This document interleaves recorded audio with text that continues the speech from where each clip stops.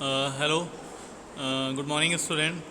Today we are going to discuss about water and wastewater, right? In the unit 3 of your syllabus of environmental engineering, as per your EGATU examination, we have to deal with water and wastewater in general. So we have to understand from the start that water and wastewater have what fundamental differences, and how water becomes a potable water and how water becomes a wastewater, right? So to understand this, we first have to understand the quality and the quantity of water which is present on the earth, and what are the parameters which affect the quality of water. These parameters can be physical parameters, these parameters can be chemical parameters, or these parameters can be biological parameters. That being said, we understand that the water can have physical properties, the water can have chemical properties, and the water can also have the biological properties, or the presence of biological elements like bacteria and viruses in it, right? So overall, if we try to understand what water is and what water serves as, is as easy as it gets. The water is the basic fundamental unit of life, right?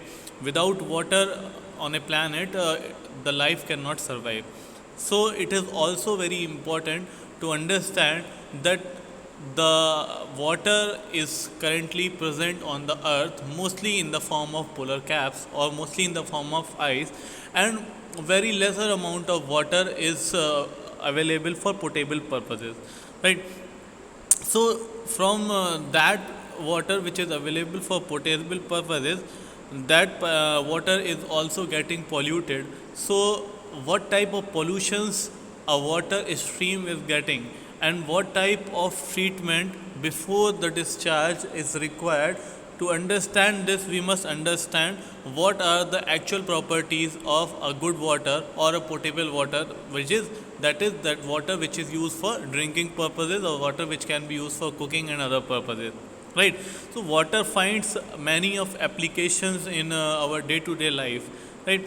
So in this unit, what we will study is the presence of water on the planet earth, and the portion or the useful portion of water which is available for our uses. We will also try to understand what physical parameters does water in itself have, and what physical parameters changes or converts it into wastewater, right? Because our ultimate goal to study environmental engineering is to understand the mechanism behind wastewater and its treatment, right? So what we have the basic goal in mind, that we have to understand wastewater, and we have to understand the processes involved for the treatment of wastewater. So we have to first understand what is the influent and what is the effluent.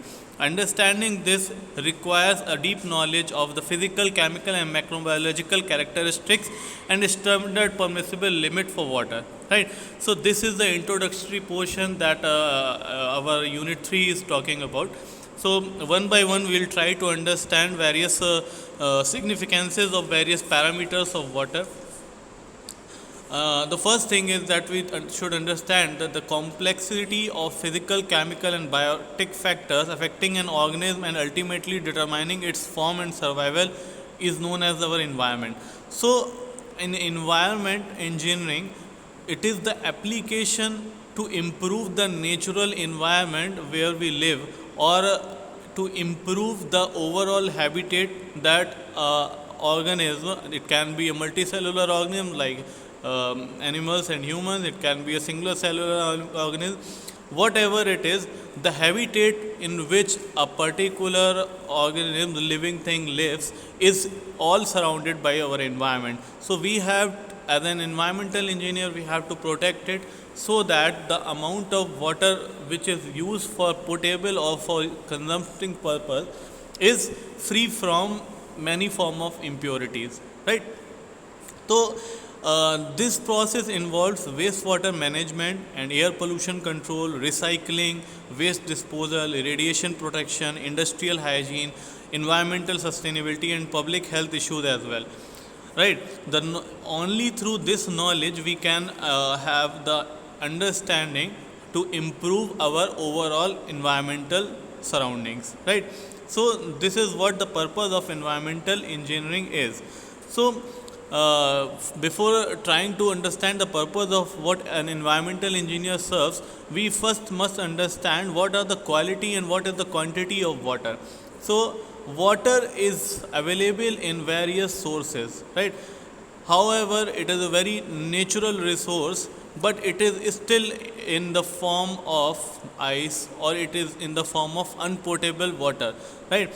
So because we have to use it for several purposes, or we can say that the water's requirement is abundant in our day to day life. So depending upon the type of requirement, we have to assess what water or what portion of water should be provided to that location so that it serves the purpose. For example, that the water we required for the drinking purposes will have a different standard values for different physical and chemical parameters, but the water which we require for an industrial use can have different parameters. Understand?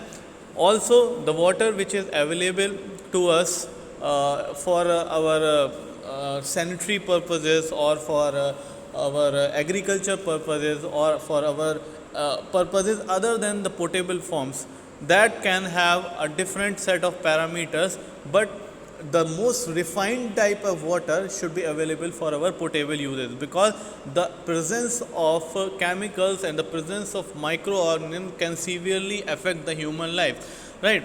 But it cannot although affect the for example, you can say that the amount of water, if it has a pathological life, it still can be used for several purposes, but it cannot be used for potable purpose. So we have to understand that we have to ensure that the right type of water or the right source of water should reach the right destination, right? For example, a potable water should be of the highest order of its physical parameters and chemical parameters, but it is not necessary for that agricultural purposes. But even if it is used for agriculture purpose, but if it has various nutrients, or if it has heavy metals in it, then it can also affect the quality of the crops, or it can also affect the land's nutrient properties. So we have to make sure that the right amount of water and the right type of water with the right purity is available at the right source. So we have to understand what sources of water do we have on the planet. The basic sources are either surface sources or the subsurface sources. The surface sources can be either rivers, lakes, ponds, streams, or ocean. The subsurface source can include wells, tube wells, infiltration galleries, and infiltration wells. So what basically are our surface sources and what are subsurface sources?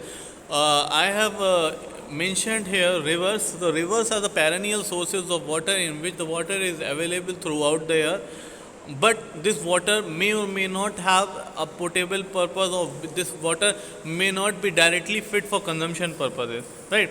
So the river is what it is, the melting ice, or the from wherever destination it is coming, a large stream of water in a, you can say, in a channel or in a natural habitat can be a river.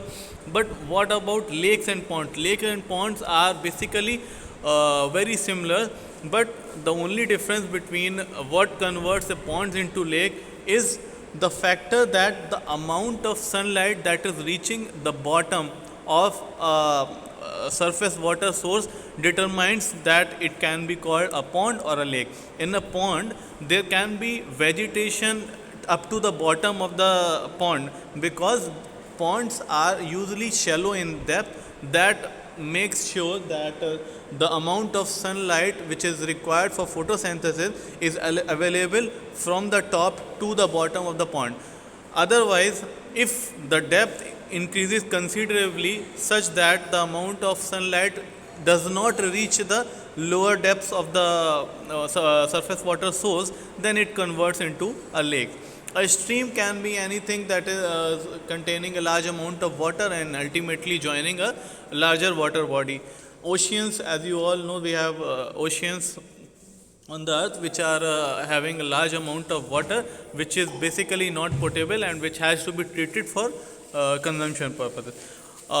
Then there are subsurface sources. The subsurface sources are those sources which are not available for direct consumption, for which we have to make efforts to withdraw water from. These subsurface sources can be wells, जैसे आपके कुएं होते हैं. It can be tube wells, that is a pumping system for drawing a major amount of water.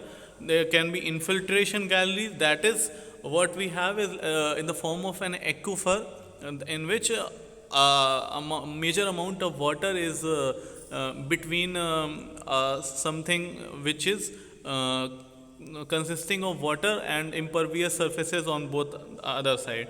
And we can also have infiltration well, where a permeable soil allows the collection of water to a certain depth, right? So these are the sources of water. So we have discussed the sources of water. What is seawater? Seawater is from a sea or an ocean. An average seawater in the world's ocean has a salinity of about 3.5%. This means that for every kilogram or every liter of seawater has approximately 35 grams. Thus, seawater cannot be used as potable source, as I have discussed with you. What other sources can be there? You can see a pictorial diagram of seawater. Rivers are also there. Rivers are natural water courses, usually which are fresh water, which are flowing towards an ocean, a lake, a sea, or another river. In a few cases, a river simply flows into the ground or dries up completely before reaching another body of water. If there is enough amount of water present in a river, then it will ultimately reach and meet an ocean. But the amount of water during especially the summer season, the amount of water becomes very low due to the extreme heat and the evaporation. So the river can up to a distance also dry up. That means that the fresh amount of water that is present in a river can fluctuate over the year, right? The rivers are also used as a disposal mechanism for treated wastewater and also sometimes untreated wastewater. But untreated wastewater definitely affects the aquatic life.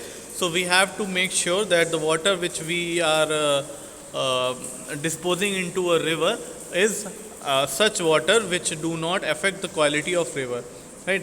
The next water source are the pond and stream that we have discussed, so we don't need to further discuss it. You can see pond, lakes and streams. Then another type of water resource can be an aquifer. Aquifer is an underground layer of water bearing permeable rock, that is unconsolidated material like gravel, sand, silt or clay, from which groundwater can be usually extracted using a water well, right? That is called an aquifer. So you can see what are the confining aquifers and what are unconfined aquifers, right? What are other subsurface sources? Open wells. A small amount of when the water level is the groundwater table is on a higher side, shallow wells can be dug up in which the water can be present throughout the years, and the quality of the water present in subsurface sources is usually better than the surface sources.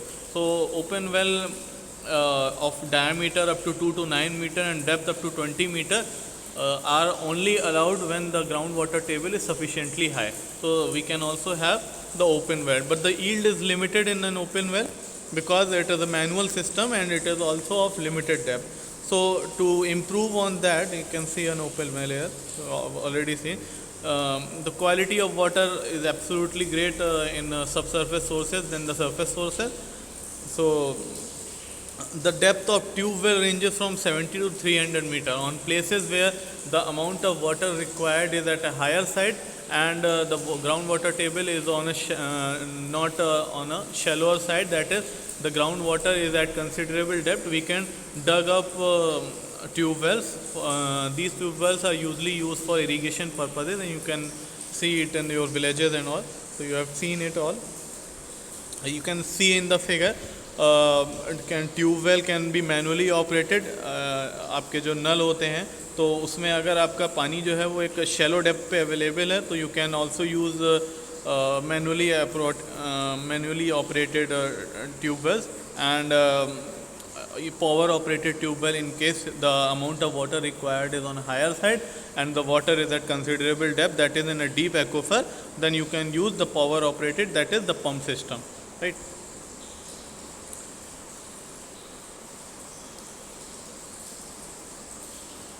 So these are the sources of water. Now we will move on to water pollution, because this video is getting bigger, so we'll upload the topic on water pollution in the next video. Thank you so much for watching.